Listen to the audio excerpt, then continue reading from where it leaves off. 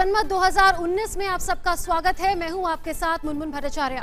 हम आ रहे हैं आपके पास गुवाहाटी से। गुवाहाटी एक ऐसा शहर है जो ना सिर्फ असम का सबसे बड़ा शहर है बल्कि पूरे पूर्वोत्तर का सबसे बड़ा शहर है। ये एक पोर्ट सिटी है, ब्रह्मपुत्र नदी के तट पर बसा हुआ है।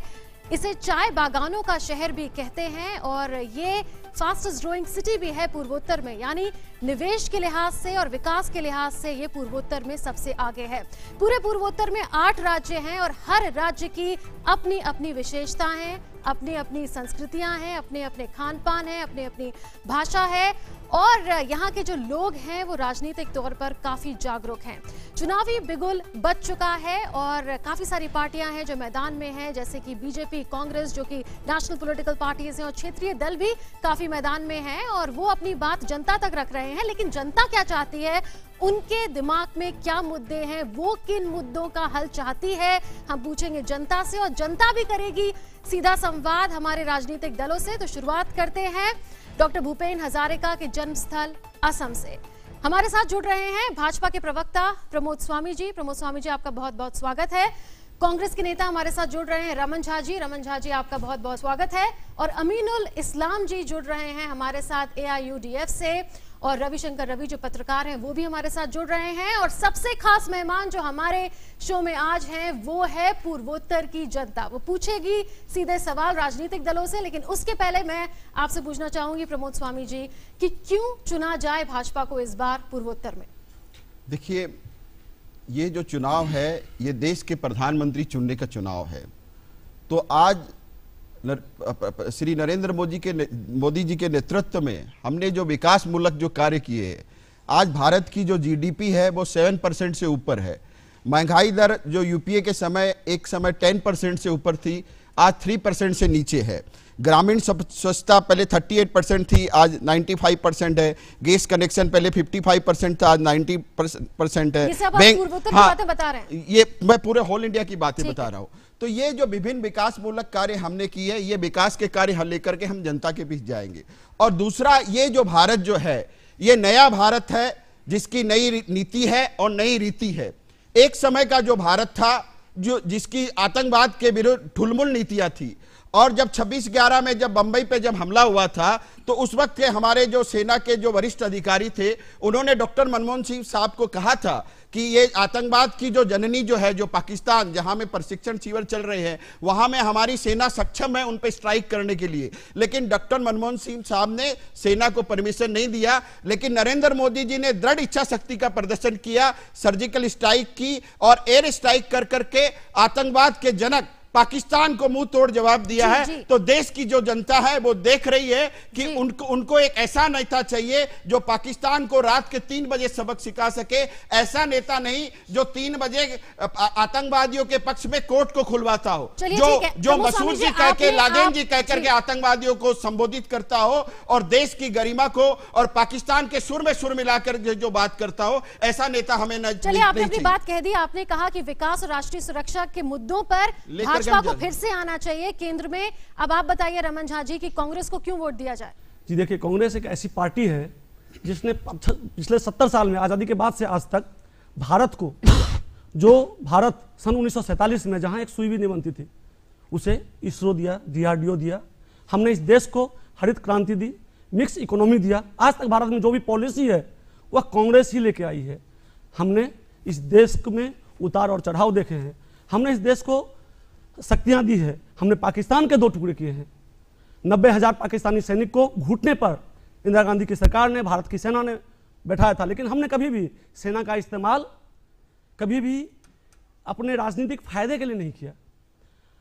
कांग्रेस पार्टी ही वह पार्टी है जो जाति और धर्म के नाम पर नहीं लड़ती है। हम विकास के नाम पर लड़ते हैं, हम बेरोजगारी के खिलाफ लड़ते हैं, हम किसान के मुद्दों के खिलाफ लड़ते हैं। हम देश में विभाजन की नीति नहीं लाते हैं। हम देश में ऐसी राजनीति चाहते हैं जहां बेरोजगारों को नौकरी मिले, किसानों को उनकी सुविधा मिले। हम ऐसी राजनीति करना चाहते हैं जो लोग आपस में भाई भाई के तरह रहे, किसी को किसी खान पान के नाम पर हत्या न कर दी जाए। चलिए, तो आपने अपने सारे वादे जो हैं वो गिना दिए हैं और कहा है कि इन वादों को आप पूरा करेंगे। हम इसी आधार पर वोट मांगना। AIUDF के जो हमारे पास हैं, आप बताइए कि क्यों आपके जो 3 प्रत्याशी हैं उनको चुना जाए इस बार असम में? देखिए, आसाम में जो प्रॉब्लम्स है, आसाम का जो इश्यूज है, वो हिंदुस्तान के दूसरे सारे ममालिक से कुछ अलग है। और आसाम में जो हमारा क्षेत्रीय समस्याएं है, यहाँ तो हमारे आसाम में एक तो बीजेपी लास्ट इलेक्शन में 2014 में उनका एक यहाँ स्लोगन था जाति माटी भेटी रक्षा के नाम पे उन लोगों ने यहाँ सत्ता पे आए थे। लेकिन इस 5 साल में देखा गया कि आसाम में जाति माटी भेटी संरक्षित नहीं है। आसाम के जो यहाँ का इंडिजिनस पीपल है वो लोग तो आतंकित है, शंकित है, क्योंकि अब सिटीजनशिप अमेंडमेंट बिल लाके फिर आसाम के जो इंडिजिनस लोग हैं उन पे सिटीजनशिप अमेंडमेंट बिल लाके उन पे फिर बांग्लादेश से कुछ हिंदू लाके यहाँ आसाम में ये बताइए, तो हम इसके खिलाफ है, इसके खिलाफ है। और हम AIUDF हमारा क्लियर स्टैंड है कि हम किसी भी हालत पे आसाम का जो विदेशी इशू है, बांग्लादेशी इशू है, यानी फॉरेनर्स इशू है, अकॉर्डिंग टू आसाम एकॉर्ड 1971 25 मार्च के बाद आए कोई भी विदेशी हो, हिंदू हो या मुस्लिम हो, उनको आसाम से जाना पड़ेगा। आसाम में एक भी विदेशी को अलाउ हम नहीं करने देंगे। और सिटीजनशिप अमेंडमेंट बिल के नाम पे कोई बाहर के लोग, कोई विदेशी को आसाम में संस्थापित किया जाएगा, ये हम कभी मानने वाले नहीं है। तो हमारा जो स्थिति है, हम मानते हैं कि आसाम के लोग हमारे साथ रहेंगे और हमें वोट डालेंगे। बताइए, आप कैसे देखते हैं जो सारे क्लेम्स और काउंटर क्लेम्स हुए हैं? देखिए, जो राजनीतिक दल हैं और जो जिस ढंग से उन्होंने अपनी बातें की हैं, अपने वादे किए हैं, अपने दावे किए हैं, लेकिन एक चीज़ मैं पूर्वोत्तर के बारे में कहना ये चाहता हूँ कि पूर्वोत्तर के लोग भी चाहते हैं कि देश के अन्य हिस्सों में जिस तरह से विकास हुआ है, जिस तरह से संचार की सुविधाएं हैं, यातायात की सुविधाएं हैं, वो सारी चीज़ें पूर्वोत्तर में भी हों और पूर्वोत्तर का आर्थिक विकास हो। लेकिन विकास के साथ साथ पूर्वोत्तर के लोग यह भी चाहते हैं कि जो उनकी अपनी अस्मिता है, जो उनकी अपनी पहचान है, वो सुरक्षित रहे, उनकी संस्कृति, उनकी भाषा। विकास का ये मतलब नहीं है कि हमारी पहचान खो जाए, हमारी अस्मिता खत्म हो जाए, हमारी संस्कृति समाप्त हो जाए। इस बात को लेकर पूर्वोत्तर के लोग बहुत ही संवेदनशील हैं। तो जो भी राजनीतिक दल जब अपनी योजनाओं को लागू करेंगे तो पूर्वोत्तर की इस भावना को भी रखना जरूरी है। नहीं तो ये जो पूर्वोत्तर में बार बार जो आंदोलन हो रहे हैं, चाहे मणिपुर हो, नागालैंड हो, चाहे उग्रवाद की समस्या हो या दूसरे सामाजिक मुद्दे हो, ये जो स्थिति पैदा होती है वो इसी वजह से होती है। तो इन सारी बातों को ध्यान में रखना होगा। ठीक है, एक छोटा सा सवाल मैं आपसे और लूंगी कि बहुकोणीय मुकाबला है, मल्टी कॉर्नर कॉन्टेस्ट है, किसका पलड़ा आपको भारी लग रहा है? आपको क्या जो मेन रीजनल पॉलिटिकल पार्टीज हैं उनका पलड़ा भारी लग रहा है, या फिर जो मेन स्ट्रीम पॉलिटिकल पार्टीज हैं, जो नेशनल पार्टीज हैं, उनका पलड़ा भारी लग रहा है? देखिए, अगर मैं असम की बात करूं तो यहाँ पर मुकाबला भारतीय जनता पार्टी और कांग्रेस के साथ है। कुछ सीटों पर AIUDF के साथ है, 1-2 सीटों पर। लेकिन अगर हम पूरे पूर्वोत्तर की बात करें तो मणिपुर में भी कांग्रेस और भाजपा के बीच मुकाबला है। लेकिन मेघालय में NPP जो है, कर्नाटक संगमा जिसके चेयरमैन हैं, वहां पर वो आगे हैं और वहां पर उनका मुकाबला कांग्रेस के साथ है। ठीक है, ठीक है, आपने अपनी बात कह दी। प्रमोद स्वामी जी, मैं आपके पास आऊंगी। पिछले बार 2014 के लोकसभा चुनावों में हमने ये देखा कि आपने 7 सीट जीती असम में और 1 सीट जीती अरुणाचल प्रदेश में, मतलब आपने 8 सीट जीती। आपके नेता ये कहते हैं कि इस बार हमारा टारगेट सभी सहयोगी दलों को मिला लें तो 20 से 22 है 25 में से। क्या ये अचीव हो पाएगा? देखिए, ये बात हम हवा में नहीं कह रहे हैं। एक समय नॉर्थ ईस्ट में कांग्रेस या कांग्रेस की सरकारें चल रही थी। आज नॉर्थ ईस्ट में जितने भी स्टेट है वहां भाजपा की सरकार है या भाजपा समर्थित सरकार है। तो हम उस आधार पर कह रहे हैं। और हमने आज जो त्रिपुरा था, त्रिपुरा में एक समय हमारा 1.5% हमारे वोट थे, लेकिन वहां हमने सरकार गठन की है। और आज हमने जो अरुणाचल जो है उसको, अरुणाचल आज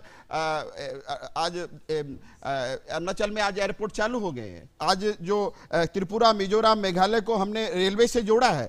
आज नॉर्थ ईस्ट में रोड के कम से कम 100 प्रोजेक्ट आज चल रहे हैं। नॉर्थ ईस्ट में जो बजट है उसमें हमने 21% की बढ़ोतरी की है। तो नॉर्थ ईस्ट के, और हमारे प्रधानमंत्री महोदय कहते भी इस बात को कि नॉर्थ ईस्ट जो है अष्टलक्ष्मी है और नॉर्थ ईस्ट जो है भारत की विकास यात्रा का नया इंजन है। तो हमने जो नॉर्थ ईस्ट के लिए जो नॉर्थ ईस्ट एक्ट पॉलिसी के द्वारा या नॉर्थ ईस्ट की तरफ जो विशेष ध्यान प्रधानमंत्री महोदय ने दिया है, उसके आधार पर हम कह रहे हैं। दूसरी तरफ इसके पहले जो हमारे मित्र कह रहे थे इसरो की बात अन्य बड़ी बड़ी बातें, लेकिन अभी कुछ दिन पहले हमारे वैज्ञानिकों ने इस बात को स्पष्ट किया है कि अंतरिक्ष में जो मिशन शक्ति की जो क्षमता थी वो क्षमता हमारे वैज्ञानिकों में पहले थी और वैज्ञानिकों ने कहा कि हम इसका प्रशिक्षण करना चाहते हैं, लेकिन डॉक्टर मनमोहन सिंह साहब ने अनुमति नहीं दी। एयर स्ट्राइक के लिए वायुसेना के अध्यक्ष ने कहा कि हमारे पास शक्ति है, लेकिन डॉक्टर मनमोहन सिंह साहब ने इजाजत नहीं दी।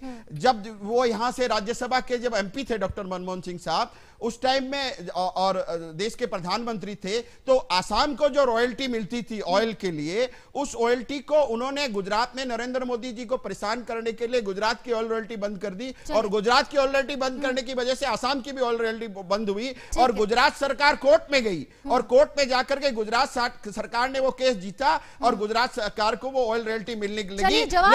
लेकिन आसाम को बिना कोर्ट में जाए ही डॉक्टर मनमोहन सिंह साहब नरेंद्र मोदी जी ने गुजरात के डिसीजन के आधार पे, कोर्ट के निर्णय के आधार पर आसाम की जो ऑयल रॉयल्टी थी उसको आसाम को वापस किया। तो मैं ये कहना चाहता हूं जो मुख्यमंत्री यहां से राज्यसभा से चुन के गए थे उन्होंने आसाम के साथ सौतेला व्यवहार किया, लेकिन हमारे माननीय प्रधानमंत्री श्री नरेंद्र मोदी जी ने जो नॉर्थ ईस्ट को अष्टलक्ष्मी कहते हैं, सही माने में नॉर्थ ईस्ट को विकास की पटरी पर लेकर अपनी बात कह दी है। समय है आपसे जवाब लेने का, लेकिन इसके पहले एक और हमारे साथ जो मेहमान जुड़े हैं उनको मैं आपके समक्ष इंट्रोड्यूस करा देती हूँ। नानी गोपाल महंता, ये बहुत जाने माने राजनीतिक विश्लेषक हैं। महंता जी, आपका बहुत बहुत स्वागत है जनमत 2019 में।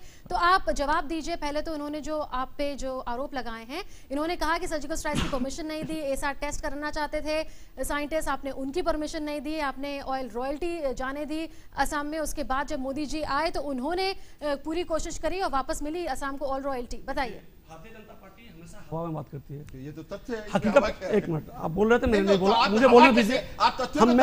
मैं भी तथ्य बोलता रहा हूँ, मैं तथ्य भी बता रहा हूँ। ये और झूठे वादे करना इनका काम है, हमारा नहीं।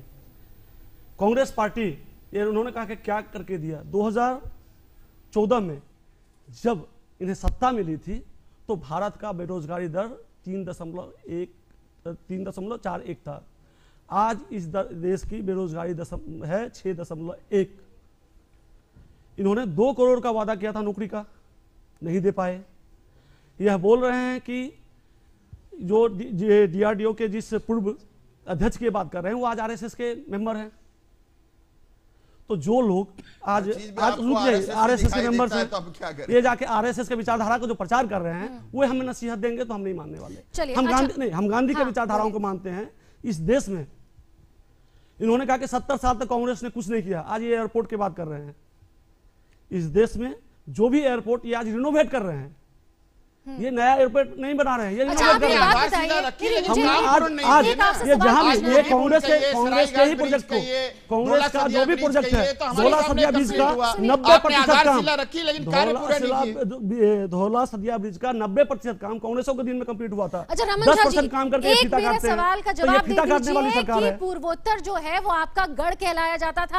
आज ये स्थिति है कि किसी भी राज्य सरकार में कांग्रेस नहीं है। पूर्वोत्तर में आज ये स्थिति है कि जब त्रिपुरा में इलेक्शन होता है या फिर दूसरे किसी स्टेट में इलेक्शन होता है, जैसे नागालैंड हुआ, तो आप अपना खाता भी नहीं खोल पाते हैं, ना नागालैंड में खोल पाए ना त्रिपुरा में खोल पाए। तो किस हिसाब से आप चुनौती देंगे ये बताइए। त्रिपुरा में हमारी सरकार नहीं थी, वहां कम्युनिस्ट की सरकार थी। खाता तो खोल सकते थे विधानसभा में। देखिए, सत्ता विरोधी लहर जो है वो भारत में या हम नॉर्थ ईस्ट में, असम में ही 15 साल तक हमारी कांग्रेस की सरकार थी।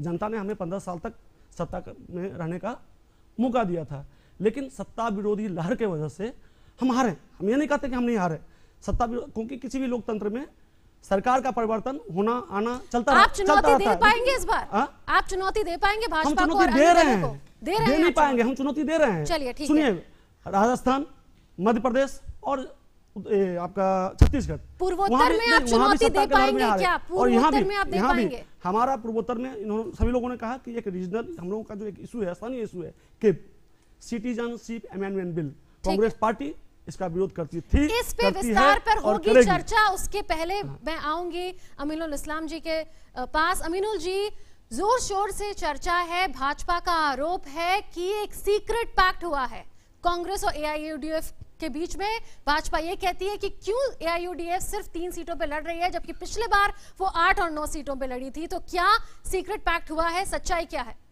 न देखिए, कोई सीक्रेट पैक्ट नहीं है हमारे और कांग्रेस के बीच। हमने जो 3 सीटों में हमें 100% जीतने की उम्मीद है, हमने सिर्फ वही सीट में हमारे ताकत के मुताबिक हमने कैंडिडेट दिया, हमने प्रोजेक्ट किया। और एक बात हम कांग्रेस वाले और बीजेपी वाले को हम चेतावनी देते हैं कि हमारा हिंदुस्तान के जो निरापत्ता और हमारा जो इंटरनल सिक्योरिटी और एक्सटर्नल सिक्योरिटी के मुद्दा हो, हम किसी भी हालत पे इसको पॉलिटिकल मुद्दा नहीं बनाया जाए। क्योंकि हम एक बात देखते हैं कि राफेल का जो स्कैंडल हुआ है, राफेल का स्कैंडल सिर्फ हमारे जो हमारा जो डिफेंस को भड़काने वाले और हमारे डिफेंस को हल्का करने, हल्का करने वाले वो है। बीजेपी वाले भी हमारे इसमें कुछ बीजेपी वाले भी हो, कांग्रेस वाले भी हो, हमारे डिफेंस सेक्टर में कोई यहाँ ऐसा गड़बड़ नहीं करे। हमारे इसमें हम जी सीक्रेट पैक्ट हुआ है कि नहीं हुआ है, सच्चाई क्या है? देखिए, बीजेपी वालों ने बहुत हल्ला किया था कि कांग्रेस और एआईडीएफ के बीच में गुप्त समझौता है, ये बरपेटा में, धुबरी में, दूसरे जगहों पे कमजोर कैंडिडेट देंगे। लेकिन हमने अपने मजबूत कैंडिडेट को उतार के उनका जो सपना था और झूठी बातें जो फैला रहे थे लोगों के बीच, उनके सपना को तोड़ दिया। दरअसल ये चाहते हैं हमेशा, आज एआईडीएफ 2014 में 7 सीटों पर इन्होंने अपना कैंडिडेट उतारा था। इस बार इन्होंने 3 कैंडिडेट उतारा। मैं बता रहा हूं कि इन्होंने सही कहा कि ये 3 जगह पर ही अब चुनाव लड़ने के लायक रह गए हैं। ठीक है, सिर्फ 3, बाकी जगहों पर इन्हें वोट मिलने वाला नहीं है, तो पहले ही ये साइड हो गए। मैं ये कहना चाहूंगा कि ये नापाक गठबंधन है। ये कह रहे हमने मजबूत उतारे, मजबूत या कमजोर है ये तो चुनाव के बाद ही पता चलेगा। लेकिन सवाल ये उठता है कि 7 सीट में एआईडीएफ ने कैंडिडेट क्यों नहीं दिए, जिन्होंने पिछली बार कैंडिडेट दिए थे? तो इसी से साबित होता है, एआईडीएफ ने खुद ही कहा है कि वो 3 जगह से नापाक गठबंधन नहीं है, नहीं लड़ पाते। दूसरी तरफ जो इंडिजियस पीपुल इनका जो अलायंस है, गुप्त अलायंस है, आज एजीपी, बीपीएफ, ये सारे दल जो है जो इंडिजियस को जो रिप्रेजेंट करने वाले हैं वो भारतीय जनता पार्टी के साथ है। और आज ये राष्ट्रवाद और जातीयतावाद का सम्मिश्रण लेकर करके हम आगे बढ़ रहे हैं। और 6 नंबर दफा जब हम इम्प्लीमेंट करेंगे तो संवैधानिक सुरक्षा कवच के तहत जो कंसर्न स्थानीय लोगों के टाइम देख रही है। देखिए झा जी, देखिए आप लोगों ने बहुत कुछ बोल दिया। नानी गोपाल मोहंता जी अभी आए हैं। मोहंता जी, क्या चल रहा है आपके हिसाब से एआईयूडीएफ और कांग्रेस में? Well, I will call it a strategic alliance. Strategic alliance in the sense that, because of demographic composition, it's a very smart move by AIDF. क्योंकि they have come to realize that they cannot win certain seats. ये जो कोलियाबर है, जो नौगांव है, then Silchar, Karimganj, of course, they have their candidature. So I would call it a very smart move by AIDF. And it is putting Congress to the back foot. Why? Because once they openly align with AIDF in the lower part of Assam, that will put them at the back foot in Upper Assam. क्योंकि Upper Assam का जो base है, the base is essentially the Assamese people, the tribal people लोग हैं, then you have the tea garden people over there. So अगर उनका साथ open alliance होता है, then it becomes a counterproductive in Upper Assam. So that's why I would call it a kind of strategic alliance and more of a very smart move by AIDF so that they remain relevant. ठीक है, तो आप कह रहे हैं strategic alliance हुआ है आपके हिसाब से, लेकिन यहाँ पे AIUDF और कांग्रेस इस बात का खंडन कर रही हैं। मैं आपके पास आऊंगी पहले, लेकिन स्वामी जी जल्दी से बताइए कि क्या हुआ आपके गठबंधन में कि ना IPFT वहां रही, ना NPP वहां रही, ना SKM वहां रही। पहले राम माधव जी ने ये कहा कि सब साथ में लड़ेंगे, उसके बाद पता चला कि ये 3 आपके साथ नहीं लड़ रहे हैं, कहीं कहीं बीजेपी के प्रत्याशी इनके प्रत्याशियों के सामने लड़ रहे हैं। तो हुआ क्या, क्यों रूठे ये? देखिए, राजनीति में रूठना मनाने का खेल चलते रहता है।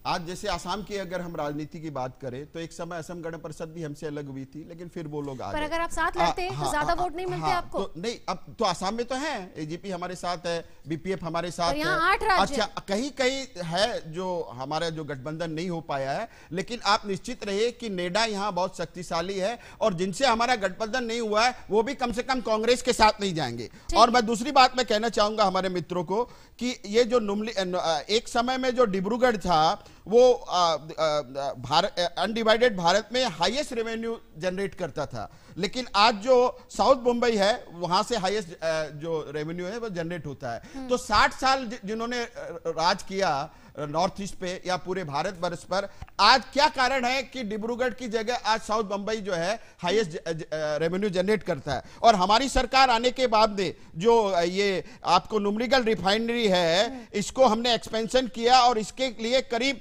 23,000 करोड़ रुपए हमारी सरकार ने सैंक्शन की है। और अब इसकी जो क्षमता है 3 मिलियन मेट्रिक टन से इसकी बढ़कर के 9 मिलियन मेट्रिक टन इसकी क्षमता हो जाएगी, जिससे बेरोजगारी, जो हमारे मित्र बेरोजगारी की बात कर रहे थे, बेरोजगारी भी दूर होगी और असम और तीव्र विकास गति से असम आगे बढ़ेगा। चलिए ठीक है झा जी, आप ये बताइए कि संगठन के नजरिए से क्या आपकी हालत बद से बदतर नहीं हुई है? अगर आप त्रिपुरा को छोड़ दें तो आईएनपीटी के अलावा आपके पास कोई नहीं है।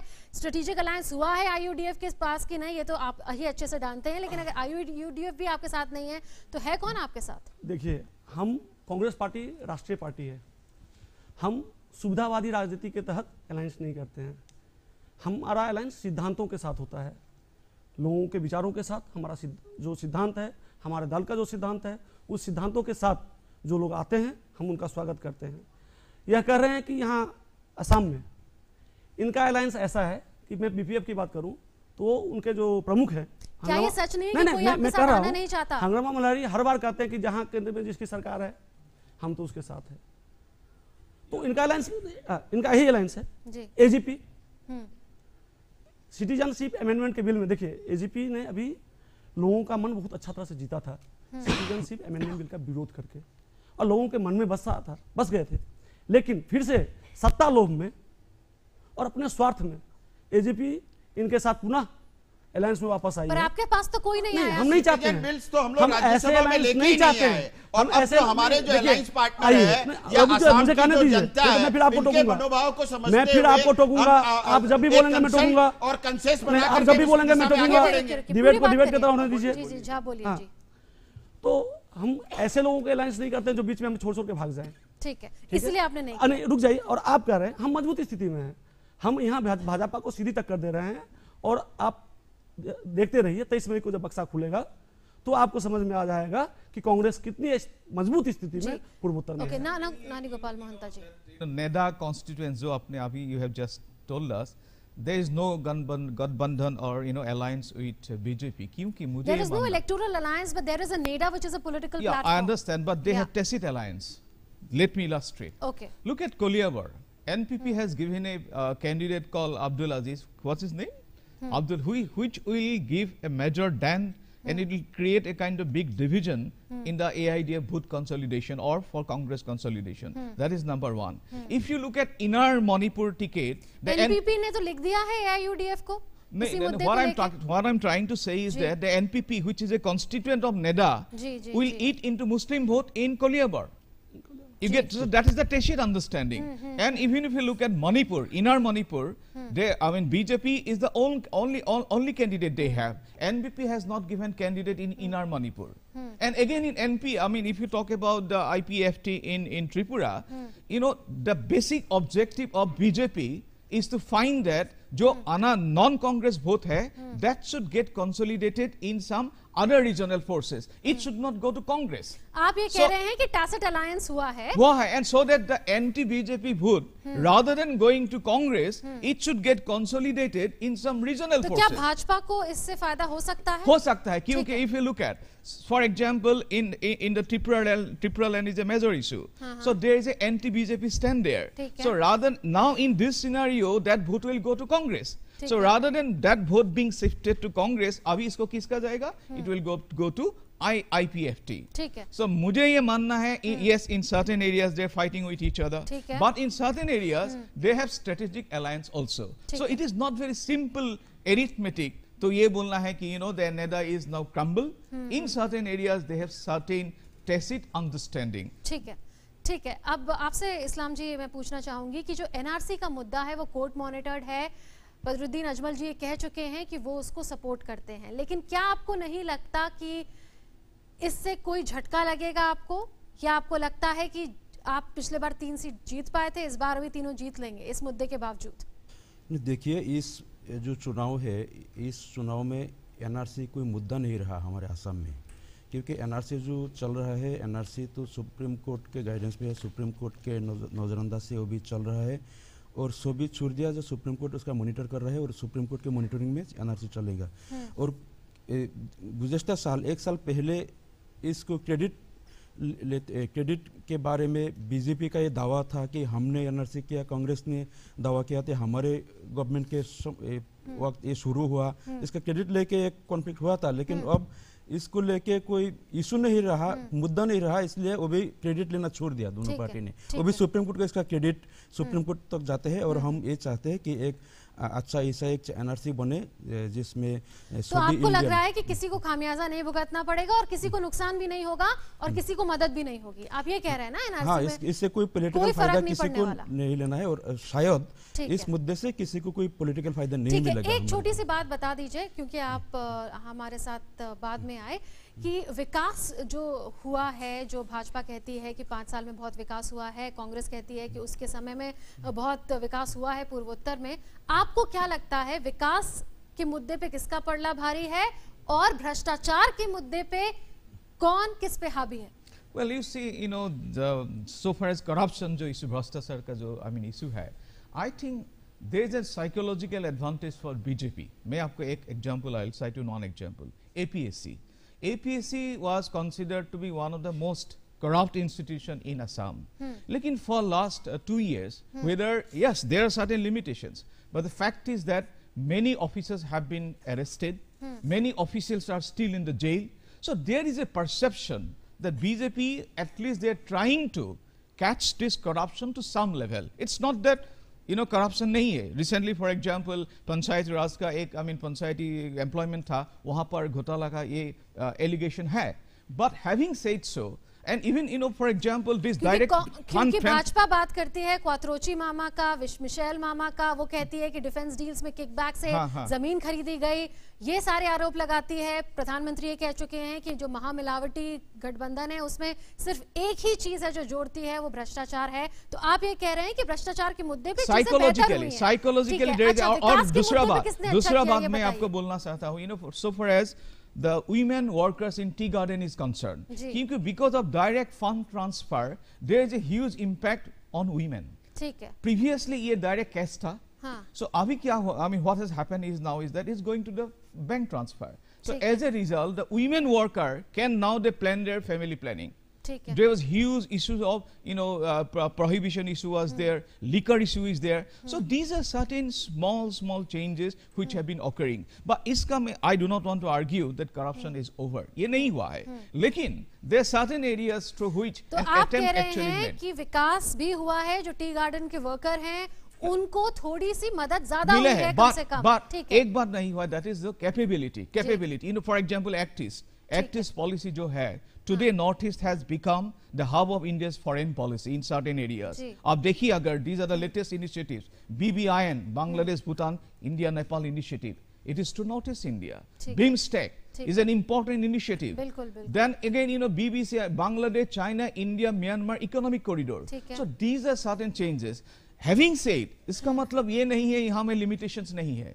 There are certain limitations. लेकिन अगर आप तुलना करें तो चीजें बेहतर हुई हैं, ये आपने कहा है. The psychological advantages थोड़ा हुआ है for last 4, 5, 6 years, which cannot be denied. ठीक है, ये आपका मानना है. और अब हम लेंगे एक छोटा सा ब्रेक. ब्रेक के बाद करेगी जनता सीधा संवाद राजनीतिक दलों से, पूछेगी अपने मुद्दे, जवाब देना होगा राजनीतिक दलों को. जल्द वापस आते हैं.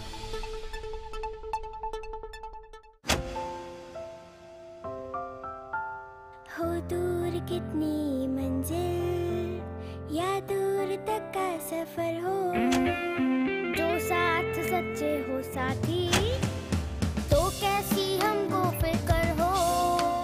चल पड़े हैं आगे, हौसले भी जागे, है अपना एक मकसद एक से इरादे. जब साथ हम तीनों हो गए, बेहतर से बेहतरीन हो गए. Bank of Baroda, Vijaya bank और देना बैंक अब साथ हैं 3 बेहतर से बेहतरीन. बंधन की ताकत से गौरव की पहचान है हम, शुद्धता के वादे से हर कदम साथ है हम. RINL Vizag Steel.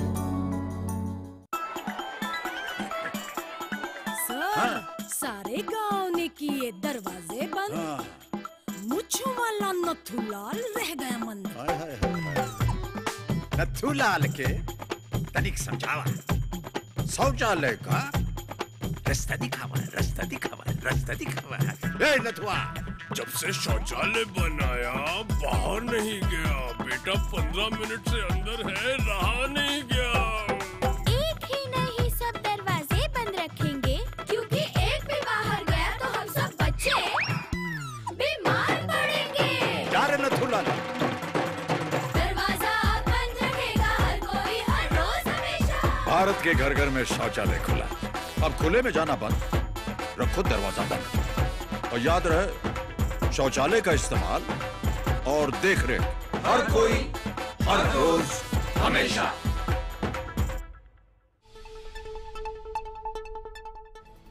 जनमत 2019 में आप सबका फिर से स्वागत है। हम हैं गुवाहाटी में और पूर्वोत्तर में कुल मिला के 25 लोकसभा सीटें हैं और चुनावी बिगुल बन चुका है यहाँ पर। और हम देख रहे हैं कि भाजपा, कांग्रेस और बाकी कई दल हैं, काफी राजनीतिक दल भी हैं जो चुनाव मैदान में हैं।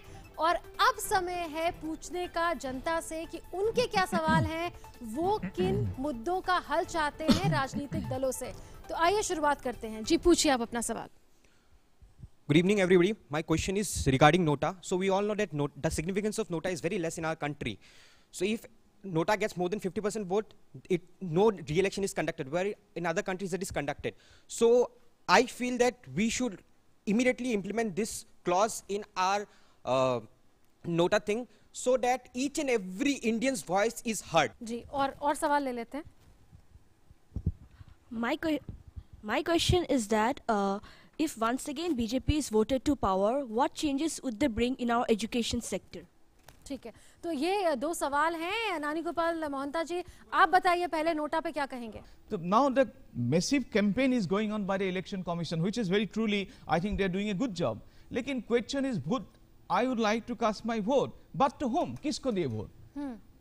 All the candidates who are there in the fray, they are not my favorites. So that's why many people now preferring Nota. I believe this time the question has been raised, the Nota percentage will be very, very high.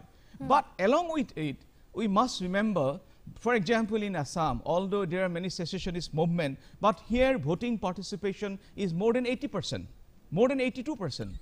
Even in the minority areas, the voting percentage is 92%. तो so अभी the जो fact is, वस्तुस्थिति है वो ठीक है, आप ये कह रहे हैं ना? तो ठीक है, लेकिन but my point is that we should try it reflects on electoral reforms. अगर से 10% 15% vote, it becomes under Nota, then we need to have a consensus why the Nota percentage is increasing, and that's why we'll bring some electoral reforms. Kaisa? I mean electoral reforms like state funding. For example, each candidate generally 5 crore is the minimum amount, practically speaking, if you are in the ground. So if there is state funding, if there is proportional representation, so these are some of the electoral reforms that we need to. Now, who funds political parties? There is no accountability. ठीक है, So my point is that that's why if the number is increasing, we जो need दूसरा to talk सवाल था वो about आपसे था कि शिक्षा के क्षेत्र में अगर फिर से बनती है मोदी सरकार तो क्या करेंगे पूर्वोत्तर के लिए? ये चाहते हैं कि जो शिक्षा है वो जैसे हमारा जो दीनदयाल जी का दर्शन है कि सत्ता का सुख है वो समाज के अंतिम व्यक्ति तक पहुंचना चाहिए, तो इसीलिए शिक्षा और चिकित्सा इस पे हमारी सरकार ने विशेष रूप से जोर दिया है। और आयुष्मान भारत योजना के तहत आज 50 करोड़ से ज्यादा लोगों ने चिकित्सा का लाभ उठाया है। और आसाम में भी आसाम सरकार ने जो स्कीम चला रखी है उसके तहत बिना मूल्य दिए किताबें, बिना मूल्य दिए एडमिशन, इस तरह के प्रोजेक्ट जो है हमारे आसाम में चल रहे हैं। तो हम शिक्षा और चिकित्सा जो आम आदमी तक पहुंचे, सहजता से पहुंचे और हर व्यक्ति को शिक्षा और चिकित्सा का जो अधिकार है वो मिलना चाहिए, जो हमारे दीनदयाल उपाध्याय जी की जो नीति है उस पे हम काम कर रहे हैं और उसी दिशा में हमारी सरकार आगे बढ़ रही है। जी सवाल आपसे नहीं था लेकिन 2 लाइन आप बोल सकते हैं। यह कह रहे हैं कि सबको शिक्षा का right to education act Congress ने दिया था, अभी ये क्या कर रहे हैं, ये जहां सरकारी यूनिवर्सिटी में लेक्चरर नहीं है, प्रोफेसर्स नहीं है, बच्चों का क्लास नहीं हो रहा है, वहां ये शिक्षक की तो नियुक्ति नहीं कर रहे हैं। आप क्या करेंगे अगर कांग्रेस आती है तो? लेकिन यदि ये कांग्रेस जियो आती है तो यूनिवर्सिटी आप को क्या प्रमोट अलग कर रहे करेंगे? हैं, ये शिक्षा को प्राइवेटाइजेशन के सेक्टर में जीओ यूनिवर्सिटी जिसकी अभी आधारशिला नहीं हुई है उन्हें ग्रांट दे रहे हैं, अभी शुरू कर दिया इन्होंने देना। तो शिक्षा हमने कहा है, आज हमारा मैनिफेस्टो में साफ लिखा गया है कि हम जीडीपी के 6%, जो जीडीपी का 6% है, हम शिक्षा के क्षेत्र में अच्छी शिक्षा के लिए, अच्छी शिक्षा व्यवस्था के लिए खर्च करेंगे। आप नया स्कीम भी लाएंगे, आप 6% ऑफ जीडीपी शिक्षा को भी देंगे। सवाल ये आ जाता है कि फिर पैसा कहां से आएगा? वो पैसा हम जनरेट करेंगे, कांग्रेस को पैसा जनरेट करना आता है। आप कह रहे हैं कि जनरेट करेंगे, हमें सरकार चलाना आता है, हमें जनरेट करना आता है। ठीक है, झा जी तो समय बताएगा, आप पूछिए। 15/2017 को बीजेपी ने एक मतलब जो असम गवर्नमेंट ने एक एफिडेविट फाइल किया था सुप्रीम कोर्ट में। उस सुप्रीम कोर्ट के उस एफिडेविट में लिखा गया, मतलब उन्होंने बोला है कि 1971 कट ऑफ ईयर होना चाहिए। और वेरिस यहाँ हम आसाम में पॉलिटिकल सिनेरियो में देखते हैं बीजेपी के दिग्गज नेता 1951 की बात करते हैं। 1971 का जो आसाम समझौता हुआ था उस वक्त बहुत से लोगों ने ये बात कही थी कि जब सारे भारत वर्ष में जो विदेशियों की जो शिनाख्त का जो वर्ष है वो 1951 है, तो आसाम में 1971 क्यों है? 20 वर्ष तक विदेशियों का बोझा हम क्यों ले? तो ये व्यक्तिगत राय लोगों की है और उस राय पे बहुत से लोग कायम हैं, लेकिन आपकी क्या राय है? हमारी सरकार जो वर्तमान में जो असम समझौता है इसको हम लागू करने के हम पक्षधर है। और दूसरी बात जो आप 1971 कट ऑफ डेट रखना चाहते हैं? नहीं, हमारी सरकार तो उसी दिशा में काम कर रही है, बिल्कुल कर रही है। 1951 कट ऑफ डेट नहीं आएगी? ये ऐसे विचार आ रहे हैं, ऐसे विचार आ रहे हैं, और डेमोक्रेसी में अगर कोई स्वस्थ विचार आता है तो सरकार उस पर चिंतन करती है। लोकतांत्रिक रूप से उस पर बहस हो, बहस होने के बाद में जो जनमत तैयार होगा तो उसके बाद में देखा जाएगा। चलिए ठीक है, उसका गवर्नमेंट आज नहीं कर सकता। सिटीजनशिप अमेंडमेंट बिल में कि कैसे मैनेज करेंगे इतने सारे शरणार्थी आ जाएंगे? देखिए, सिटीजन अमेंडमेंट बिल की जहां तक बात है, इसमें मैं 2-3 बातें आपके सामने रखना चाहूंगा कि ये एक गलत धारणा है कि सिटीजन अमेंडमेंट बिल हम लेके आए। ये 1955 से सिटीजनशिप एक्ट है जो नेहरू जी ने बनाया, और सरदार वल्लभ भाई जो पटेल जो उस तरह के गृह मंत्री थे, उसमें क्या लिखा था कि पाकिस्तान और अफगानिस्तान में जो रिलीजियस माइनॉरिटी है उनके ऊपर अगर अत्याचार होता है और वो अगर भारतवर्ष में आते हैं और अप्लाई करते हैं तो 11 वर्ष के बाद उन्हें सिटीजनशिप दी जाएगी। हमने उस 11 वर्ष की अवधि को 6 वर्ष किया है, लेकिन कुछ दलों में, कुछ लोगों में इस बात को, हमारे अलायंस पार्टनरों में भी इसको लेके नाराजगी है। तो हमने इस बात को अभी स्पष्ट रूप से रखा है कि हम हमारे अलायंस दलों से और अन्य जो लोग इस विषय में हमारी मत से सहमत नहीं है उनसे हम बातचीत के द्वारा आम सहमति का कोई रास्ता निकालेंगे। सिटीजनशिप एक्ट 1955 में उसमें भी इसका प्रोविजन था, लेकिन उसमें ये प्रोविजन था कि those foreigner should legally enter India. जो लीगली इंडिया में एंटर किया है सिर्फ उनके लिए ही वो प्रोविजन था। और आप लोग नहीं, और आप लोगों ने जो सिटीजनशिप अमेंडमेंट बिल, नए बिल ला रहे, प्लीज मुझे कंप्लीट करने दीजिए, मुझे बात खत्म करने दे। आपके अगर कोई बोलना है तो बाद में बोलना, मुझे खत्म करना दे। मेरा बात ये है कि आज आप लोगों ने जो सीए बिल लाया है उसमें कोई भी हो, वो इलीगल हो, लीगल हो, किसी भी हालत में नहीं, आप लोग ला रहे, वो भी आप लोगों ने लोकसभा में पास भी किया था। लेकिन आसाम के लोग का सम्मान किया जाएगा। मेरा बात तो खत्म करने दीजिए, आप ही अकेला क्यों ऐसा करते हैं? गड़बड़ हम सारे तो एक रूल मानते हैं, आप सिर्फ।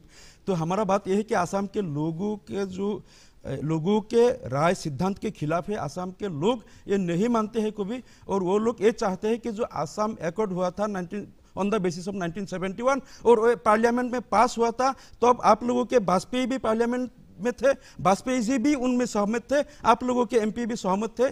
तो वो भी आप लोगों के 2-1 नेता वो भी बता रहे हैं कि हम 51 करने वाले हैं। सिर्फ जो मुद्दा वो भी हल होने वाला है उसमें दोबारा एक नया, इसमें नया प्रॉब्लम क्रिएट करने के लिए 2-1 आप लोगों के नेता बता रहे लोग। Regarding 1951, this is actually brought up by the NRC judgment. If you look at the NRC judgment, there they have raised this question whether this 1971 25th March is constitutionally valid or not. And that's how the Supreme Court judgment has raised 16 points if you look at the NRC judgment. And on top of that, there is a case going on in Supreme Court regarding this validity of 1971 25th March, and now it is lying with a full constitutional bench to decide whether this 1971 25th March is a valid date for Assam or not, because for all India it is 1948 or 1950, but in case of Assam ये क्यों 1971 25th March हुआ है? So apart from the political party, there is a larger legal question involved here. ठीक है, तो आप कह रहे हैं सर्वोच्च अदालत के सामने भी ये सवाल है, मुद्दा है, full constitutional bench. My question goes to all the political parties. All the political parties are talking about Bangladeshi. Yes. Nobody is talking about indigenous people of Assam. Yeah. My question: how the indigenous people of Assam is going to be protected? 6 number दफा के बारे में हमने स्पष्ट रूप से राजनाथ सिंह जी ने कहा है कि एक कमेटी बनेगी जो यहाँ पर आएगी, सारे स्टेक होल्डर से बात करके हम एक रोड मैप बनाएंगे जिससे जो इंडिजिनस पीपुल्स है उनके जो राइट्स है वो सुरक्षित रहे। असम अकॉर्ड के दफा 5 की हत्या कर अगर ये असम अकॉर्ड की दफा 6 की बात करते हैं तो ये बेइंसाफी असम की जनता के साथ, 855 शहीदों के साथ और असम आंदोलन के साथ भी होगा। 855 शहीद तो आपके समय हुए थे। देखिए वो आंदोलन सत्ता के साथ था, वो आंदोलन सत्ता के विरुद्ध था। गवर्नमेंट किसकी थी? वो आंदोलन बीजेपी की गवर्नमेंट थी। असम अकॉर्ड किसने किया था? आपकी गवर्नमेंट थी। असम अकॉर्ड 85 में किया और 2014 तक आपकी सरकार थी। 30 साल तक आपने कुछ नहीं किया, उसका सोल्यूशन नहीं किया, चिनाक तक नहीं की। हमने 2014 से राज किया, सुनिए 2004 से 2014 तक कांग्रेस पार्टी ने तकरीबन 80,000 बांग्लादेशियों को बांग्लादेश डिपोर्ट किया। पिछले 4 साल में आपने कितना किया? सिर्फ 1800 बांग्लादेशियों को। जब हम सुने आप बस एक लाइन में बताइए प्रमोद जी, एक सवाल तो सुन लीजिए, एक लाइन में बताइए, एक लाइन में बताइए कि कर पाएंगे आप यहाँ के जो मूल लोग हैं उनके हित सुरक्षित आप कर पाएंगे क्लॉज 6 इंप्लीमेंट करके असम अकॉर्ड का? आप करेंगे कि नहीं करेंगे? बिल्कुल करेंगे, हम वचनबद्ध हैं। ठीक है, विदेशी मुक्त, भ्रष्टाचार मुक्त, प्रदूषण मुक्त और आतंकवाद मुक्त असम के लिए गढ़ने के लिए हम वचनबद्ध हैं। और ये सिर्फ नारा नहीं, हमारी प्रतिबद्धता है। तो फिर अगर आप लोग वचनबद्ध है कि असम में विदेशी मुक्त और असम के जो इंडिजिनस पीपल है उनके लिए आप लोग काम करने के लिए वचनबद्ध है, तो आपके पार्टी के प्रेसिडेंट अमित शाह जी लखीमपुर में आके क्यों बताते हैं कि हम दोबारा अगर सत्ता में आएंगे तो हम फिर सीएबी लाएंगे? सीएबी लाके असम के नहीं जनता तो इसके लिए टेंस है भाई। असम के लोग टेंस थे, जब हमारे मुख्यमंत्री असम के लोग जब आइडेंटिटी को स्क्रैप करवाया तब आपके दल का जन्म हुआ था विदेशियों को संरक्षण देने के लिए। और आज आप असम की चिंता कर रहे हैं। इतने सारे विदेशियों का जो संरक्षण देने वाली पार्टी है वो आज आप लोग यहाँ साजिश कर रहे हैं और फिर कहते हैं कि हम आप बांग्लादेश की चिंता मत करिए। बांग्लादेश का आप लोग ला रहे हैं, बांग्लादेश लाने के लिए आप लोग पागल बन गए। हम बांग्लादेश के खिलाफ है, आप बीजेपी बांग्लादेश को लाने के लिए पागल हो गए। सीएबी ला रहे हैं। जल्दी संक्षिप्त में बताइए कि क्लॉज 6 के आप सपोर्ट में हैं कि नहीं? देखिए बिना क्लॉज 5 के 6 जो है वह निराधार है। मैं इसलिए कह रहा हूं कि एक तरफ तो आप असम के लोगों ने असम आंदोलन क्यों किया था? अपनी जाति माटी भेटी की रक्षा के लिए। हाँ, जाति माटी भेटी के रक्षा के लिए। असम भाषा आंदोलन को देख चुका है, कई लोगों ने अपनी जान गंवाई, शहीद हुए, सैकड़ों साल तक असम आंदोलन हुआ। उसके बाद असम अकॉर्ड हुआ। असम अकॉर्ड में आर्टिकल 5 के तहत साफ लिखा था कि 24 मार्च 1971 के बाद जो भी असम में आएगा वह असम उसके लिए उपयुक्त नहीं होगा, असम में उसकी नागरिकता नहीं दी जाएगी। अगर आज हिंदू बंगालियों को आप यहाँ लाकर बसाते हैं, मैं सीधा बोलता हूँ, धर्म के नाम पर तो पहले आप लेके आ रहे हैं। दूसरी बात, अगर आप उन्हें बसा रहे हैं असम में लाके, तो असम की जो भाषा है फिर से खतरा बन जाता है असम की भाषा के ऊपर। असम आंदोलन फिर से भाषा आंदोलन हो सकती है और यहाँ असम के जो ओरिजिनल लोग हैं, जो यहाँ के मूलवासी हैं, वही अल्पसंख्यक हो जाएंगे। लागू हो। हाँ बोलिए। Yeah, but we cannot see clause 5 and 6 in isolation. Yes, 5 talks about the deportation and how to send the foreigners cut-off date. But at the same time, but you must remember the fact that citizenship amendment bills, so many bills have come up. 1986 one came, then again 2004 another came. So the fact is that deportation and complete send out of all the foreigners from Assam, it will take at the present rate, it will take more than 1,000 years. I can tell you. In white paper, if you look at, if this is the rate of detection. आप मूल बात क्या कहना चाह रहे हैं? Yeah, so my point is that now the clause 6 is possible. क्योंकि अगर मान लीजिए आप 40 लाख illegal immigrant हो गया, how would you drive them out? Will United Nations agree to that? कौन मानेंगे ये 40 lakhs? It will become a huge international issue. So only practicable issue today is to give the protection to the indigenous people of Assam. Through what? From the Panchayati Raj to the parliamentary system. ये हो सकता है. And we have made an arrangement identifying the indigenous people of Assam. It is on the process. But what you need is political will. जो राजनीतिक इच्छा है, उसको चाहिए. पूछे सवाल. Good evening. What are the necessary steps and that the government would like to take for the women empowerment, or not in words or speech but in practical field through actions?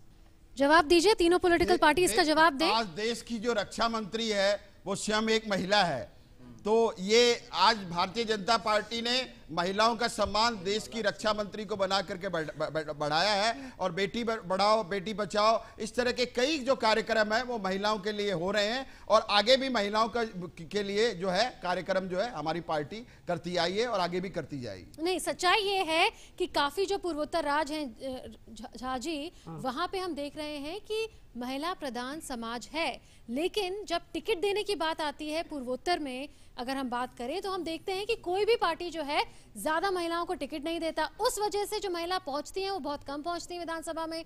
क्या ये change करने की जरूरत नहीं है? देखिए, जरूरत है. इस देश में महिला की जनसंख्या आधे के बराबर 50% के आसपास, आधा आबादी है महिलाओं. तो कब दिए जाएंगे उनको ज्यादा टिकट? लेकिन चुनाव आज के दिन में ऐसा हो गया है, एक चुनावी जो खेल बोल सकते हैं इसको, कि ये जीत और हार का खेल हो गया है. तो इसलिए वुमेन नहीं हम कर रहे हैं. 33% रिजर्वेशन हमने महिलाओं को दिया है, पंचायत में भी दिया है, और आज भी लोकसभा में भी भाजपा से ज्यादा टिकट हमने महिला को दिया है. हमने 2 महिलाओं प्रत्याशी को टिकट दिया है. उसके अलावा इस देश को पहला महिला प्रधानमंत्री कांग्रेस ने दिया. इस देश को पहला महिला राष्ट्रपति कांग्रेस ने दिया. इस देश को पहला लोकसभा अध्यक्ष महिला ने दिया. ये सब सिंबॉलिक मूव्स हैं. सिंबॉलिक नहीं है, और भी जरूरत है इस देश में महिला को आगे आना. हम ये मान सकते हैं कि आज राजनीति में महिला की भागीदारी जितनी होनी चाहिए थी नहीं है, जिसकी वजह से टिकट देने में कितने महिला ने अप्लाई किया था? Cosmetic level. नहीं, ये चीज है, आप कितने महिलाओं ने अप्लाई किया था? ग्रास रूट लेवल में कितना है? How many women are there in the political parties? President कितना है? आई मीन सेक्रेटरीज कितना है? Which what are the leadership? It is not about representation only. ठीक है, अमीनुल इस्लाम जी इसका जवाब दीजिए. क्या स्थिति है महिलाओं की आपकी पार्टी में? बात बता रहे, ये तो है हर एक पार्टी का जो वुमेन विंग्स होता है, वुमेन विंग्स में उनका होता है. सिर्फ वुमेन विंग में क्यों रहे? वो तो पॉलिटिकल पार्टी में सिर्फ देने का मतलब नहीं. ये तो एक system to collect votes only. आपने जो बात बता रहे हैं कि प्रेसिडेंट कितने हैं, सेक्रेटरीज है, वो तो है up to grass root level, central level women wings होता है. उनका सब महिला होते हैं, लेकिन 3 तलाक के मुद्दे में लेकिन बैक कर जाते हैं. देखिए कांग्रेस पार्टी देखिए प्रमोद स्वामी जी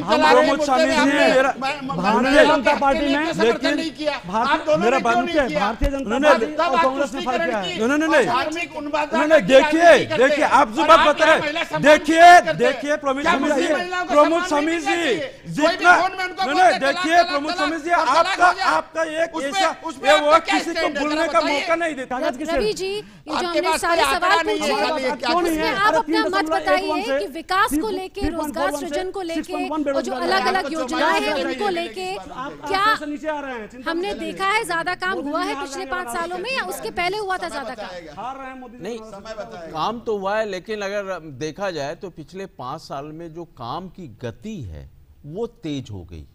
आमतौर से पहले योजनाएं आती थी, शिलान्यास होता था, लेकिन जो फंड आवंटित होता था केंद्र से उसका जो रेशियो था वो कम होता था. लेकिन इस सरकार के आने के बाद से वो फंड जो वहां से पंपिंग जो हो रही है और जिस ढंग से हो रही है उससे योजनाएं जल्दी, और मेन बात है उसकी मॉनिटरिंग. मनमोहन सिंह जी ने बहुत कोशिश की थी ब्रॉड गेज को पूरा करने का काम, लेकिन लॉ एंड ऑर्डर ये सारी समस्या इतने तरह की थी कि नहीं हुआ. लेकिन बाद की जो सरकार आई उसने लॉ एंड ऑर्डर पर वहां पर बकायदा आर्मी और बीएसएफ के जवानों को तैनात करके इंसर्जेंसी वाला जो इलाका था वहां पर उसको कंप्लीट किया. तो कहीं ना कहीं योजनाओं की गति तेज हुई है और इसलिए ये योजनाएं 5 साल में पूर्ण होती दिख रही हैं. चलिए ठीक है, समय हो चला है अब एक ब्रेक का. ब्रेक के बाद हम करेंगे आखिरी बात। जो सारे राजनीतिक दल हैं वो बताएंगे हमको कि क्या होंगी उनकी प्राथमिकताएं। कहीं मत जाइए। जब मन में हो विश्वास तो मेरे जवान और किसान दोनों होंगे कामयाब। जॉन डियर, टेक्नोलॉजी का वरदान, नए भारत की शान। बंधन की ताकत से गौरव की पहचान है हम, शुद्धता के वादे से हर कदम साथ है हम। RINL Vizag steel.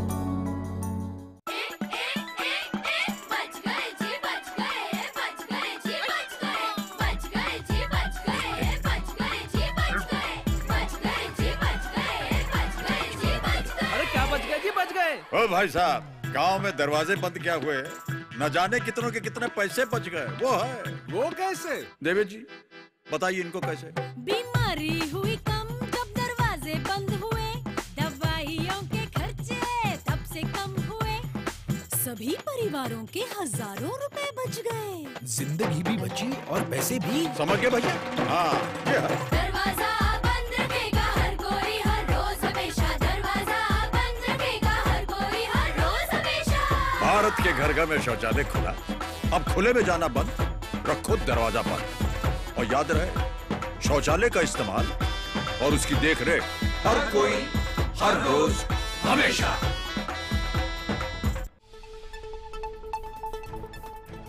ब्रेक के बाद आपका फिर से स्वागत है। आप देख रहे हैं जनमत 2019 और हम आ रहे हैं आपके पास गुवाहाटी से। सवाल जवाब का सिलसिला चलता रहेगा और हमने सुना कि क्या सवाल थे जनता के।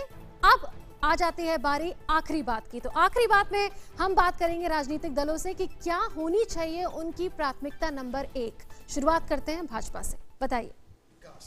विकास, विकास और विकास हमारी ये प्राथमिकता है।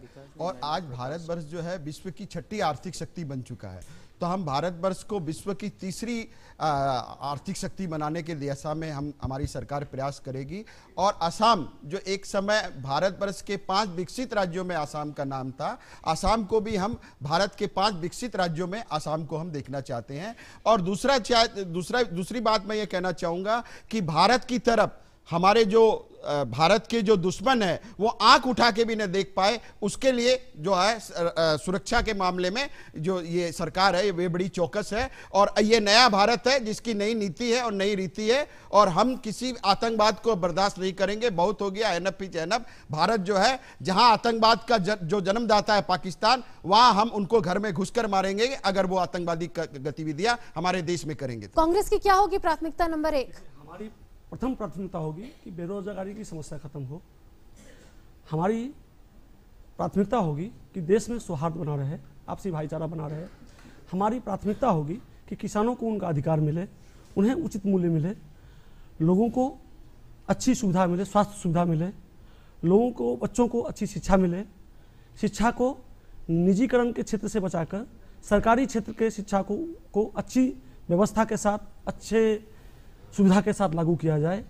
हर घर तक तो हम शिक्षा ले गए हैं, हर व्यक्ति तक शिक्षा पहुंचे, ये हमारी प्राथमिकता होगी। हमारी प्राथमिकता होगी कि हम देश को और मजबूत बनाएं, देश के सुरक्षा को और भी मजबूत बनाएं। और हम कांग्रेस पार्टी का जो योगदान रहा है, हमारी पार्टी का जो योगदान है, जो भविष्य की सोच है, वही सोच आज भारत को इतना मजबूत बनाते हुए आगे लेके जा रहे हैं हम। और हमारा यह कार्यक्रम जारी रहेगा, हम अपने देश को आगे मजबूती के साथ लेके जाएंगे, यह हमारी सोच है। हम सोचते हैं कि हमारे देश के युवा जो 60% के आसपास इस देश में बास करते रहते हैं, जिनकी जनसंख्या है, ठीक है, यह 60% युवा का भविष्य सुरक्षित हो और हमारा देश एक विकासशील देश से विकसित देश बने, यही हमारी प्राथमिकता। AIUDF की क्या होगी प्राथमिकता नंबर 1? हम चाहते इसे एक सरकार बने, हमारा योगदान यहाँ रहेंगे, जो हमारा संविधान को रक्षा करेगा, धर्मनिरपेक्षता और लोकतंत्र को रक्षा करेगा, और हिंदुस्तान में आपसी भाईचारा और किस पार्टी की सरकार बननी चाहिए फिर? हाँ, ऐसा हो सकता है तो बन नहीं सकती ना, हो सकता है 10, 15, 20 पार्टियां मिलकर जो धर्मनिरपेक्ष हो। प्रधानमंत्री कौन होगा, नेतृत्व किसके पास होगा? वो तो वक्त में बताएंगे। हम जो भी मुमकिन हो, जिसके हम वक्त में हम आप किसी को भी सपोर्ट कर देंगे? हाँ, जो धर्मनिरपेक्षता रक्षा करने वाला कोई भी हमारा जो बंधन होगा, हम किसी भी को हम क्या होनी चाहिए रवि जी प्राथमिकता नंबर 1 केंद्र की पूर्वोत्तर के लिए?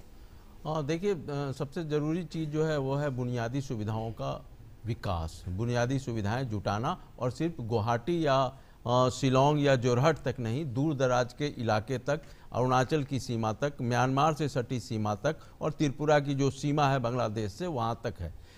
तो ये ढांचागत विकास बहुत ज़रूरी है। कई हाईवेज पर काम कर रहे हैं, सड़कों के, ये रेल की कनेक्टिविटी बढ़ी है, वहाँ तक ठीक है, लेकिन इस विकास के साथ साथ इस बात को भी ध्यान में रखना होगा, अगर पूर्वोत्तर में शांति चाहिए और समृद्धि चाहिए तो यहाँ के जो लोगों का सेंटिमेंट है, यहाँ के लोगों की जो अस्मिता है, यहाँ के जो सांस्कृतिक मूल्यबोध हैं, उनको सुरक्षित रखना होगा, क्योंकि इसमें पूर्वोत्तर इस मामले में बहुत ही संवेदनशील है। इसीलिए जो भी सरकार बने और जो भी नीतियां बनाने वाले लोग बने, वो इन बातों को ध्यान रखें कि पूर्वोत्तर के विकास के साथ साथ पूर्वोत्तर की भावनाएं, उनकी अस्मिता, उनकी संस्कृति की भी रक्षा बहुत जरूरी है, नहीं तो काफी कठिनाई हो सकती है। मोहंता जी, क्या होनी चाहिए प्राथमिकता नंबर? विकास किसके लिए? विकास I would say for women, for employment, विकास फॉर इंफ्रास्ट्रक्चर, जो बुनियादी जो विकास, that's number 1. Number 2 is the protection of indigenous people of the region. There are 775 social groups, 185 languages, and they were numerically very few. They need protection. That's number 2. And 3, the Rashtra ka Suraksha, state security along with human security in this region. These are the 3 important categories that I believe are 3 main mudda. ठीक है, तो इतना ही समय था हमारे पास। हम धन्यवाद देंगे सभी मेहमानों का हमारे साथ जुड़ने के लिए, और एक बहुत खूबसूरत जनता जो जहां आई और यहां पे उन्होंने बहुत अहम सवाल पूछे, राजनीतिक दलों से भी और विश्लेषकों से भी। आप सबका भी बहुत बहुत धन्यवाद जनमत 2019 में गुवाहाटी में हमसे जुड़ने के लिए। आखिरी में बस एक अपील करूंगी दूरदर्शन न्यूज के माध्यम से, वो ये कि आप बने इस महापर्व का हिस्सा अपनी पूरी सूझबूझ के साथ। नमस्कार।